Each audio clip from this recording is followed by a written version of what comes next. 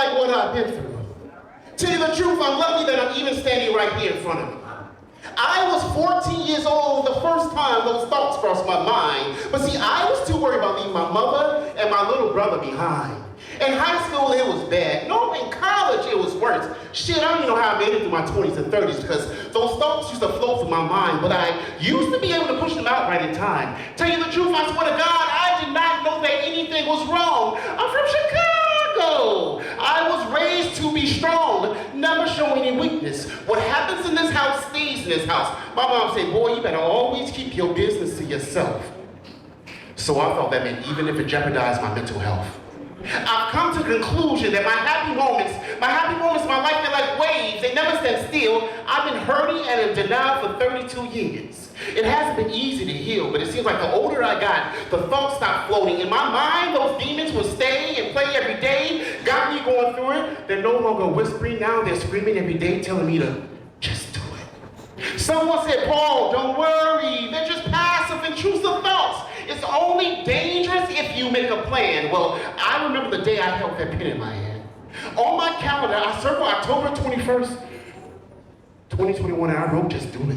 And this time, it wasn't just a cry for help. This time, it wasn't just words in my mouth. I swear to God, this time, I wouldn't chicken out. I had already been in the house for 2 weeks by myself. I looked at my clock, and I realized I only had 8 minutes left. I picked up my phone one last time, then I saw her.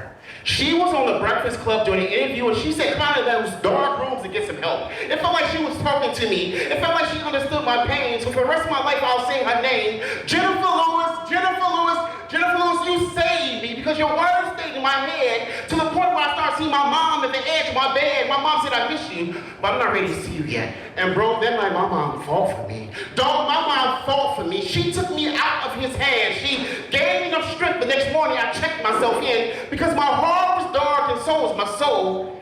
I was in a room with no windows on a 72-hour hold. Now I'm standing in line. I'm raising my tongue like everyone else, but I'm lying to the doctors, keeping my secrets to myself because I'm worried about y'all judging me. You hear that? I was almost out here because I was worried about y'all judging me, even though I know that all pain just wants to be free. Look, I don't think you understand. I was safe in the hospital, but every second I was thinking of a new plan. I asked the doctor, I said, why do I continue to hurt? When will these fucking pills start to work? The doctor said, Paul, I know that it's hard, but you also have to do your part. Oh, so I knew what I had to do. I sat on the couch. I said, all right, doc, I'll tell you. I was molested when I was 4 and 10. For the last 32 years, I've been holding that secret in. The doctor said, good job, Paul, what else? I said, damn, you want to hear more? The doctor said, that's the only way you're ever going to walk out the door. So for the first time in my life, I felt okay to let it go. I couldn't hold the pain, the secrets, the baggage anymore. I told him, no one understands. It's not me, but when it comes down, I can't talk to have anyone around. On November 10th, 2010, my mom called me. My mother called me. I sat in that dark room in Los Angeles. I just looked at my phone. I called her back 10 minutes later, and some nurse said she's gone. The doctor said, Paul, that feels good, I know. I said, wait, doc, there's one more thing I need to let go. Something I've been holding in, something I've never told any of my friends. Look, I'm a good person. I'm a good dude, but when it comes down, I can't talk to have anyone around. On October 5th, 2020, my little brother, my only sibling, Jeremy Jermaine Stewart, he was coming to New York to see me in just 3 days. So all my social coins I tried to save. He called me and I sat in that dark room in Harlem and I just looked at my phone. I thought, shit, I'll just see my little brother tomorrow. But like a fool, I forgot that time is something that we can't borrow.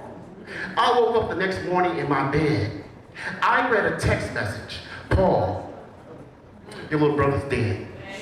I said, doctor, don't you think that's too much for anyone to hold in, for anyone to handle? He said, yeah, Paul, but the truth is you have a fucking chemical imbalance. He said, your highs don't balance with your lows. If you haven't figured out yet, I'm talking about MDD, major depressive disorder. I'm not talking about you losing $20 and you mad as fuck. I'm talking about being in bed for 3 weeks and you can't get up. Depression's like drowning in a kiddie pool. You're stuck, but everyone around you screaming, why won't he get up? But see, I don't want anyone to feel sorry for me because at the end of the day, I made it. I'm still here. I'm still here. I just think about those who've lost the battle. Ian Alexander Jr., that was Regina King's son, he was 26 years old. Y'all remember the cat from the Ellen Show, Twitch? He was 40 years old. What about the guy from the Disney Channel? Lee Thompson Young, he was 29 years old. Just a few months ago, the NFL player Rondale Moore, he was 25 years old. I met a woman in Orlando. Her name is Vanita Garman. She said her son, Jabril Muhammad, went to the graveyard in the middle of the night and he shot himself in the head. Jabril was 21 years old. So if you're watching this video, I'm talking to you. I know that you smile when you're in a crowded room. You've learned how to laugh really loud when everyone wants you to. But deep down inside, you're hurting. You're drowning. I know that you're going through it. I just ask that you do like I did. Pick up the phone. Just do it. Hello? I need help.